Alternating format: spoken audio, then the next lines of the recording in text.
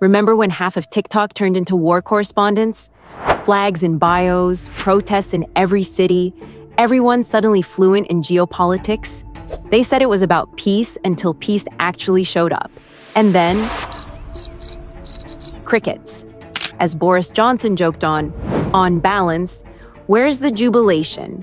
Why aren't the keffiyeh-wearing kids celebrating the ceasefire?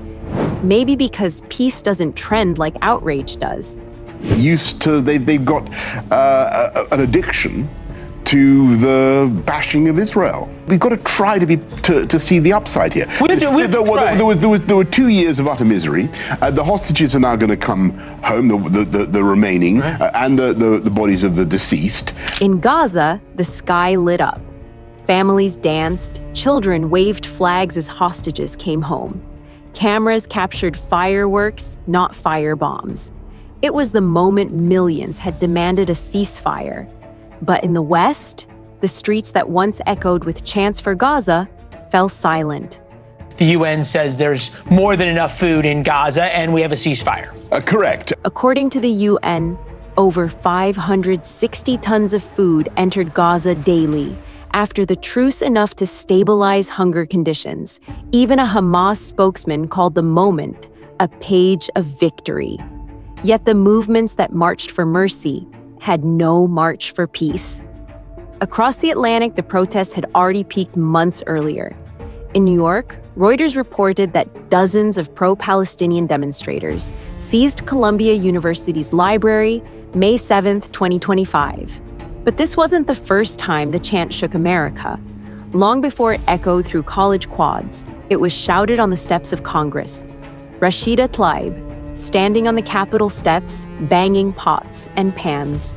A metal heartbeat echoing through the halls.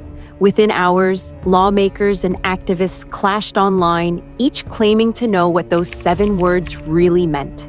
Representative Debbie Wasserman Schultz replied that the phrase means eradicating Israel and Jews. Florida Representative Byron Donalds echoed that view, calling the phrase a rallying call for erasing the state of Israel. The advocacy group Stop Antisemitism called it the battle cry of Hamas, a group that beheads babies and rapes women. Before we hear the counter-argument, listen to how Hamas figures have framed the words. Hamas official Sami Abu Zuhri referenced calls to liberate Palestine from the river to the sea, while rejecting Israel's existence. That's one stated interpretation on record. For context, the AP and BBC note, the slogan is heard with very different meanings, depending on who says it and why. نحن أولاً ويجب أن تكون هذه الصورة واضحة. نحن ككل الفلسطينيين وكل الإسلاميين في أي مكان. نقول أن فلسطين هي من حدود لبنان إلى حدود مصر ومن البحر إلى النهر. Progressive activist Walid Shahid wrote that Palestinians simply want freedom between the Jordan River and the Mediterranean Sea. Like 2 mirrors facing each other, the words reflected different worlds, each seeing freedom, each seeing fear. Days later, the House moved to censure her. November 8, 2023, as reported by Reuters and NBC News. Tlaib stood by her words, calling them an aspirational call for freedom, human rights, and peaceful coexistence. Representative Tlaib has repeatedly made atrocious statements against our ally Israel and in support of Hamas, a terrorist group responsible for the largest massacre of Jews since the Holocaust. I'm the only Palestinian American serving in Congress, Mr. Chair, and my perspective is needed here now more than ever.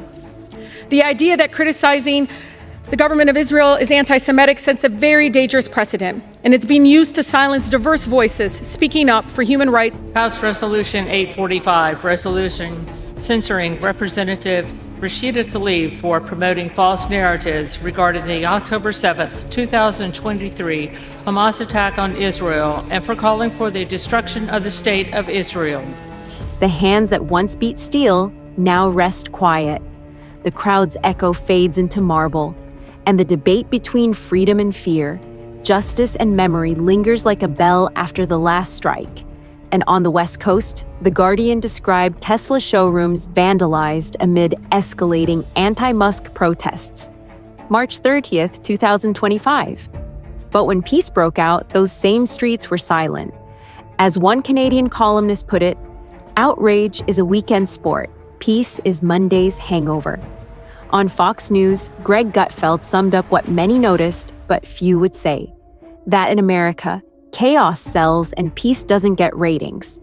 Elites telling you chaos is a myth while armed security walks them to their cars. It's the recipe for modern extremism because beliefs flourish when separated from real-world consequences. They might preach compassion, but their distance from reality desensitizes them to actual suffering. Their targets of hate become abstract enemies, while real threats are dismissed. So they do this shtick every night, even as the guy they despise pulled off the impossible, getting every player in the Middle East to agree to a peace deal, something Biden and Obama could never do.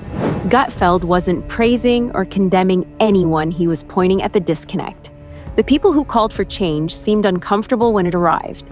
As he put it, outrage is easy when it costs nothing. Peace requires silence, and silence is bad for clicks. It's as if peace was an awkward guest at a party everyone had already left. Outrage was the music, and when it stopped, so did the crowd. Maybe that's why Boris Johnson's question still hangs in the air. Where's the jubilation? Like, subscribe and share for more verified stories.